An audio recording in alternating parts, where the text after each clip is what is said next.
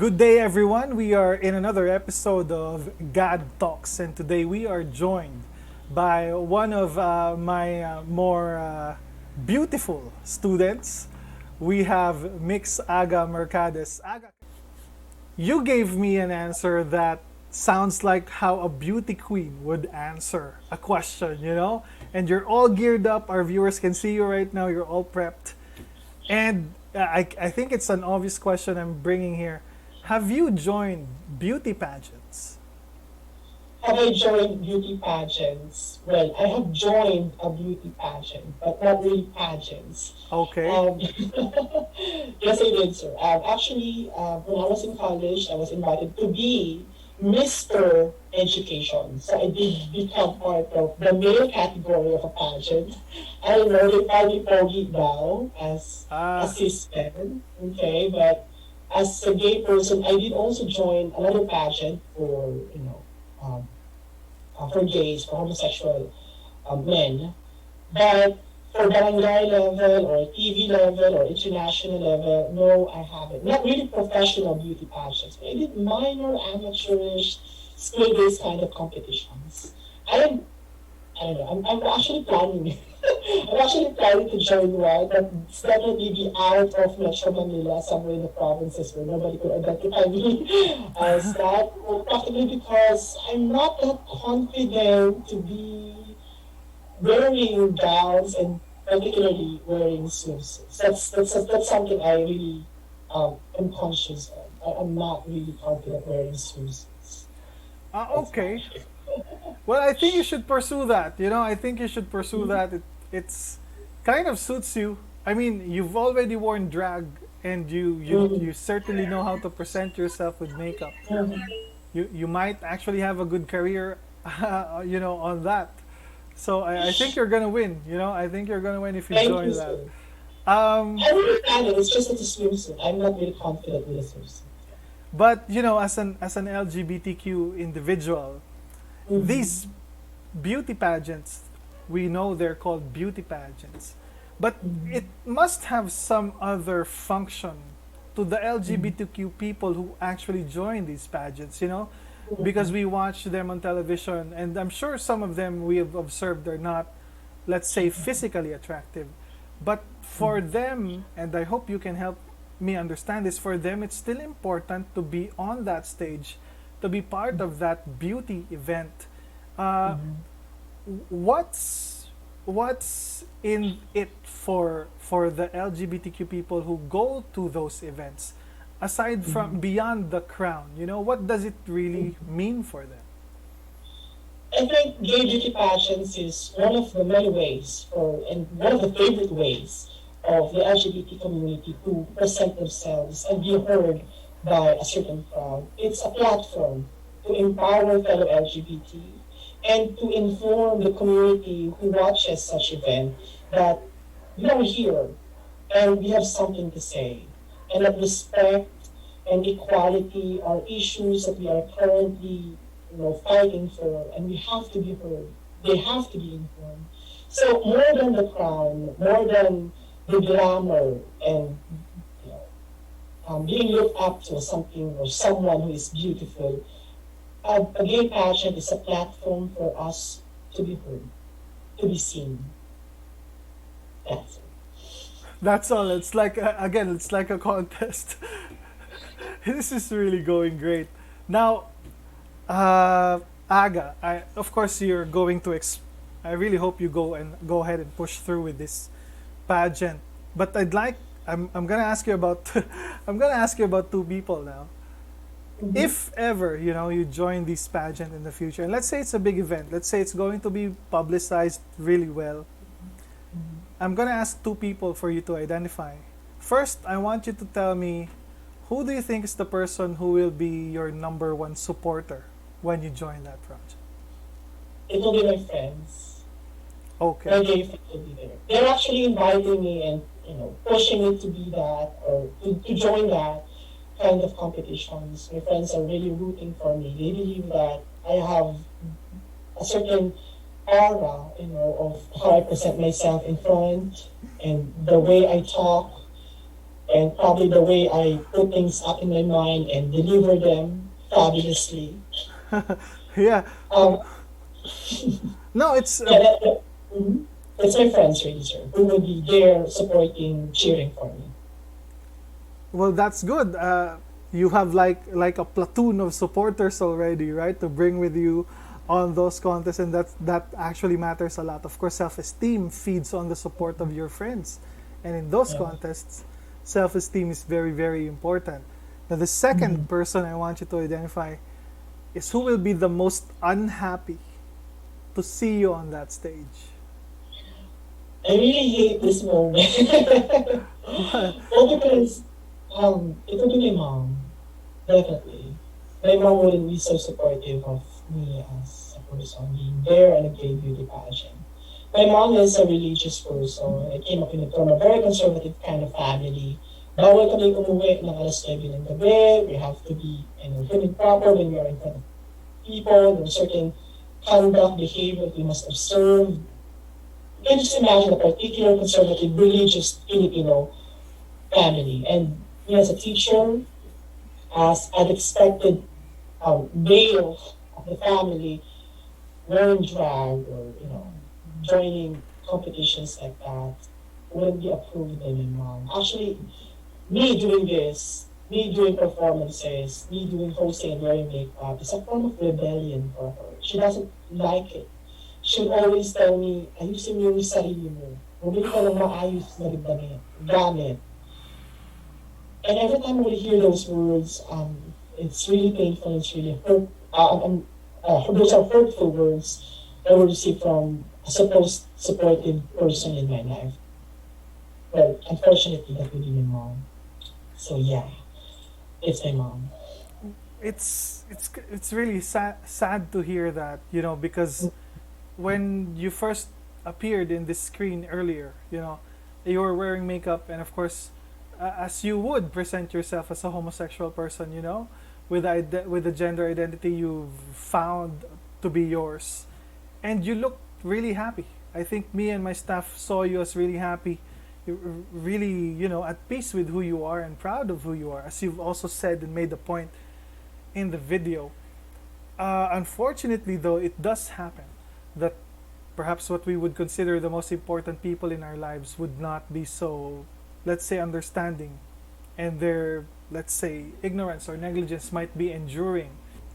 What was the earliest conflict that you had with your mother regarding, her being not happy with your expression of who you are? The phrase was, ganyan ka lang.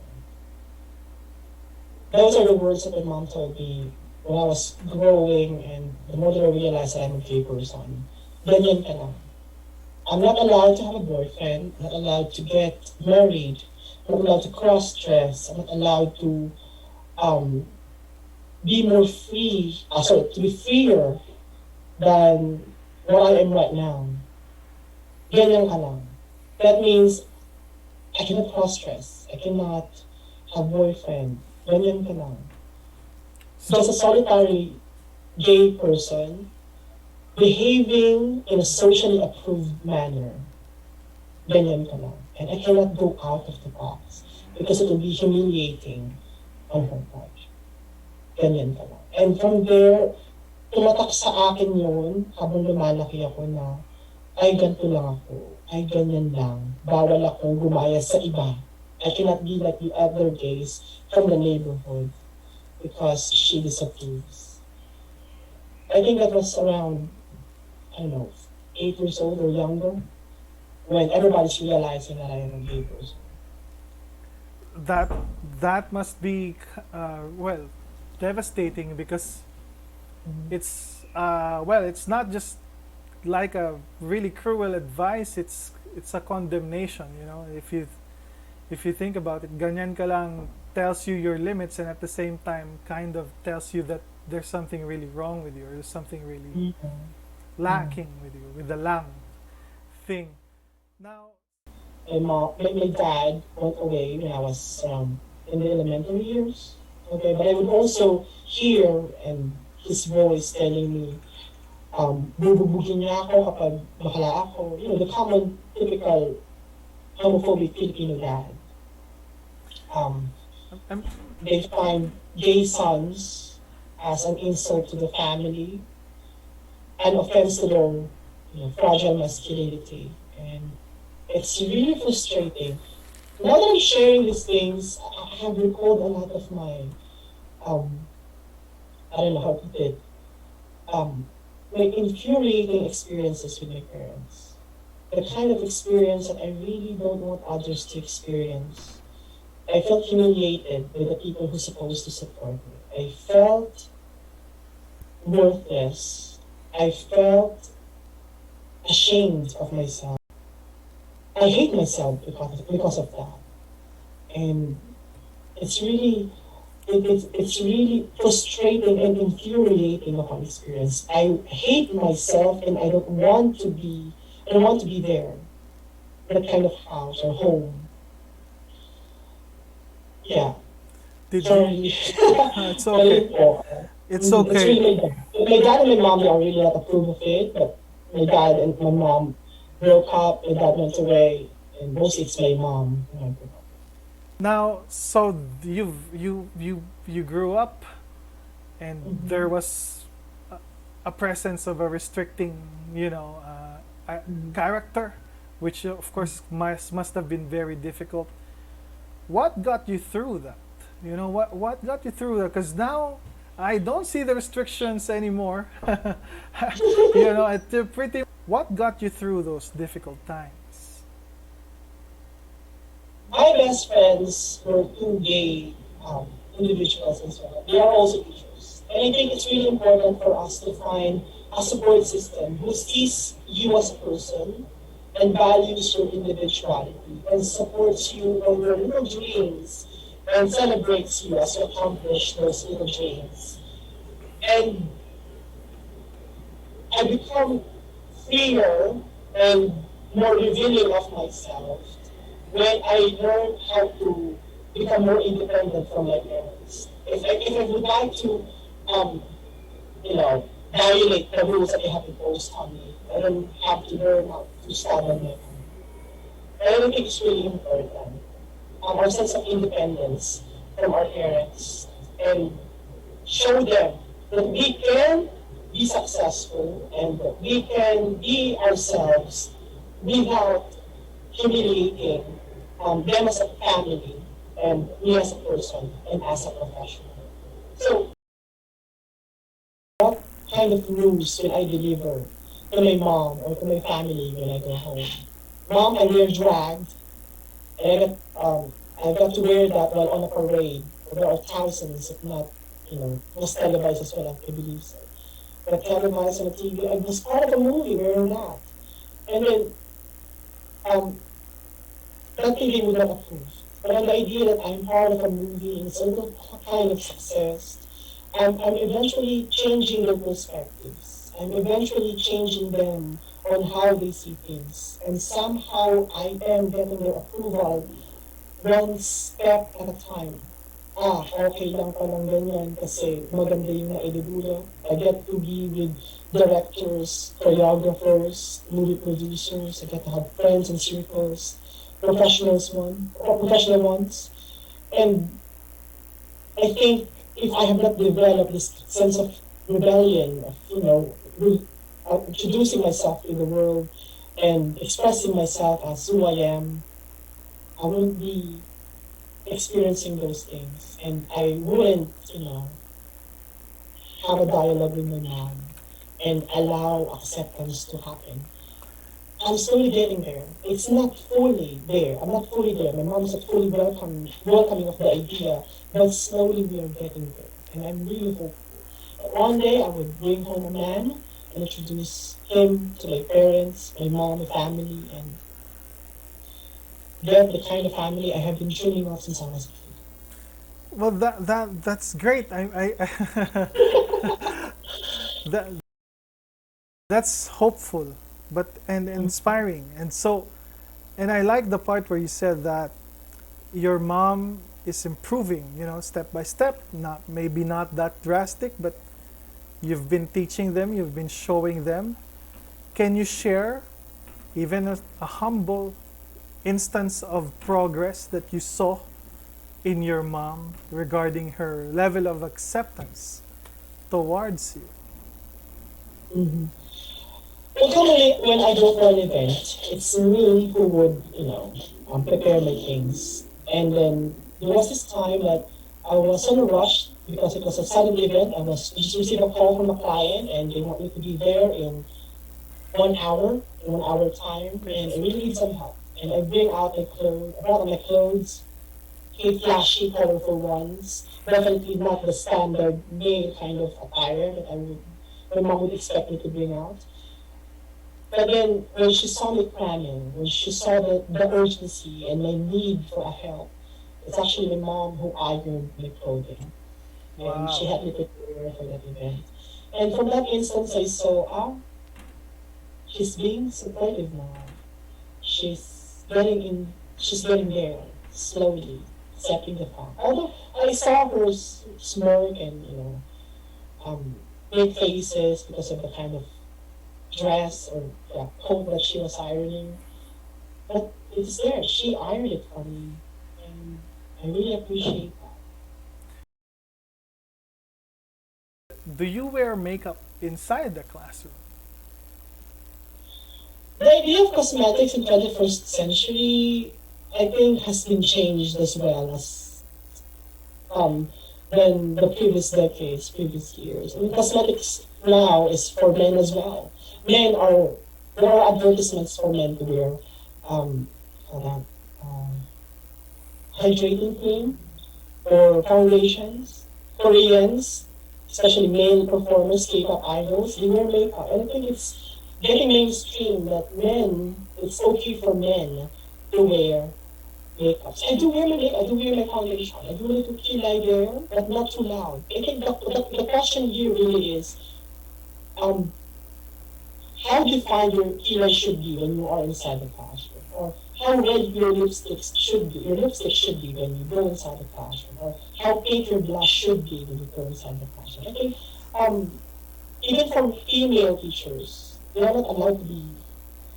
um, they are not allowed to wear too loud of a makeup inside the classroom.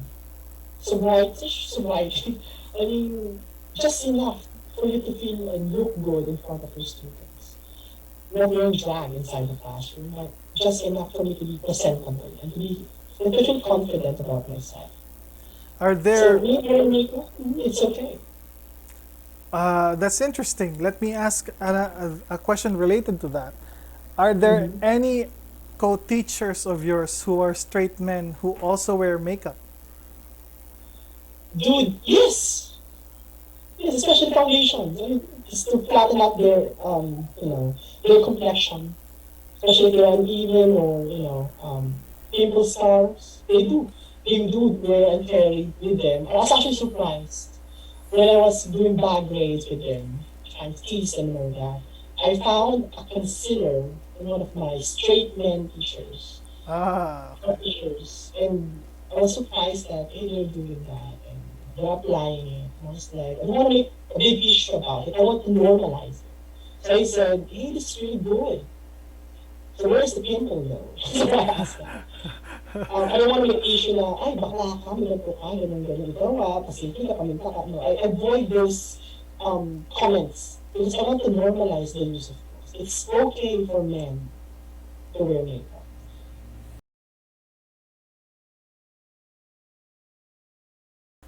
Are you having some conflicts with your workplace regarding being loud as a homosexual? Mhm. I just have a little story there. I just think that I'm quite lucky to be in a university which opens its doors for people like me and welcomes people who have this kind of expression about themselves.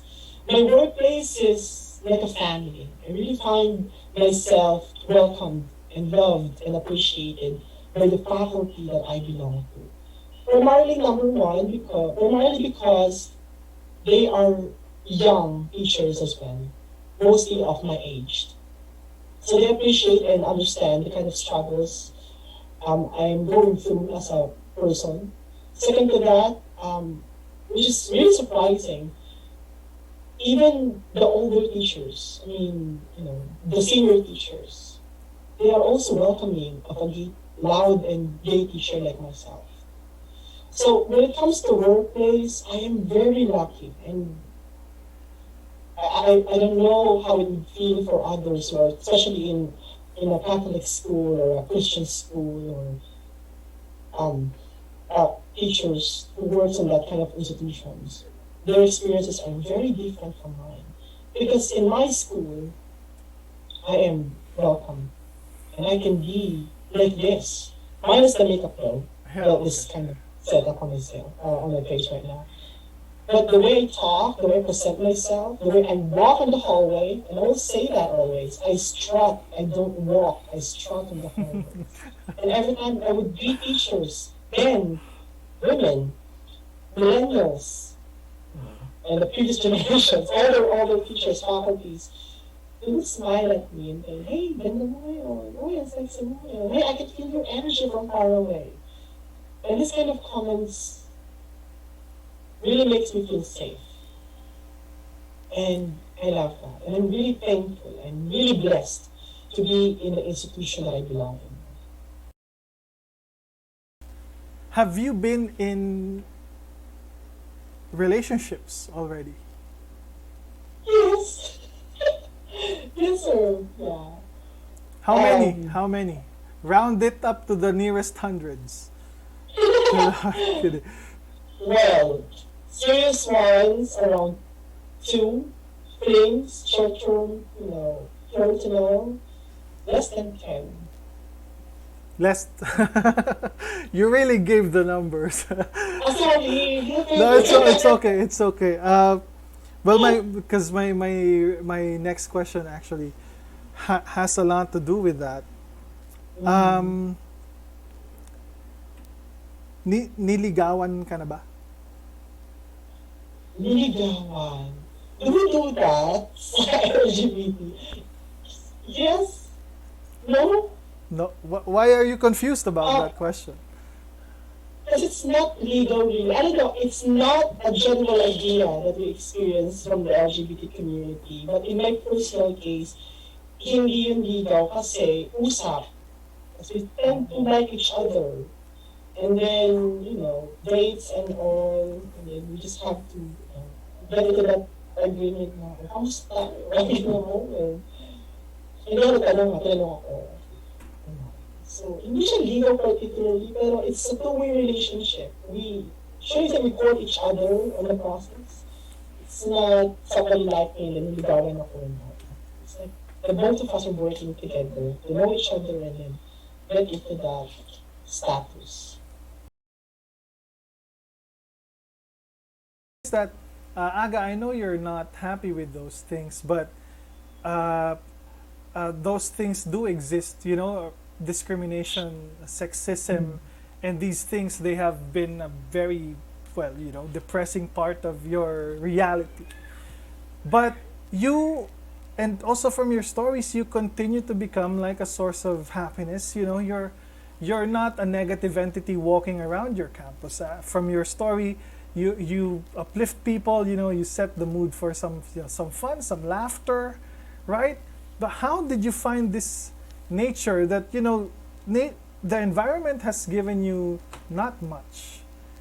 It has deprived you of this happiness, but then you give away a lot of happiness to your surroundings. How how how do you do this? Oh, it's a tough one. Well, probably because it's one of my advocacies to normalize the idea of LGBT in a professional workplace, to normalize um, our presence and the way we present ourselves in the institution that I belong to. And I think it's just really my personality. Aside from my advocacy to be that, as advocacy of my rights as an LGBT member, it's also kind of my personality to share laughter and happiness with the people around me.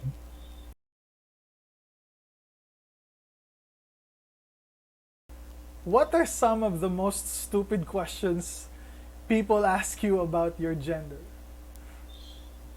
Kapag ang dalawang lalaki nagpakasal, kaninong apelido mapupunta? sa, sa, sa bottom, sa top, who is the top, who is the bottom? Bakit ka naging bakla?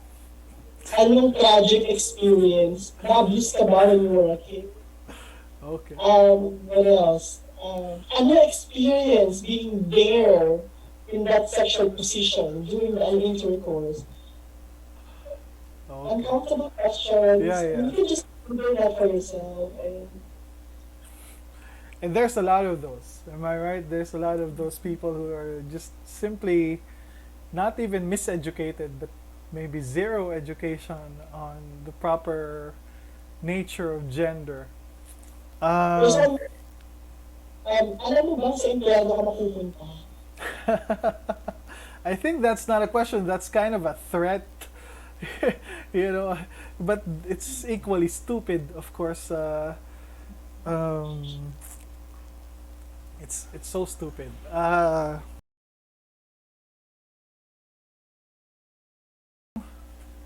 This is your number one fan. I'd like you to meet your number one fan. Hello! Hi. Hi, Ma'am. Kamusta? Okay naman po. Gigilis ako ni Sir Pans. Ha? Ano daw? I asked him, by the way, what makeup would be better for me, because I want to be more beautiful than her. You know, the Gal Gadot of PNU. Gagadot. And I asked him about, well, anyway, she will see the recording about our questions, yung kapag pumatol sa bakla, bakla na ba yun? Oh, Those I'm kind. sorry. Sabi niya hindi daw. The He's first saying there's a thing, G-spot for men. I asked Patricia, did you just say yes? Yes. Why are you not telling me this? I have to learn it. I have to learn it from a person in an interview. You're not telling me this. So, pag pumatol sa bakla, hindi ba rin? Pag pumatol daw sa bakla, hindi ba bading na agad yon? No daw. See? No. There you go. I don't know, she's having a hard time. I understand that. The simple argument is payment. Di ba may male prostitutes? They're not gay. that's their job. But she still thinks they're somehow gay because they do that. Anyway, there's a lot of education that needs to be done on all sides. But she's very supportive of you. She's you're her favorite among the videos. Your favorite. Yeah, yeah. So anyway, we're taking a lot of his time already, 2 hours. To the crew, Patricia, Ivy, Maria, and of course Dr. Palaces. Thank you for inviting me here. And I hope that I was able to share insightful messages that could help the LGBTQ community and the straight community as well a chance to understand more about us. Very good. Thank you. Bye-bye.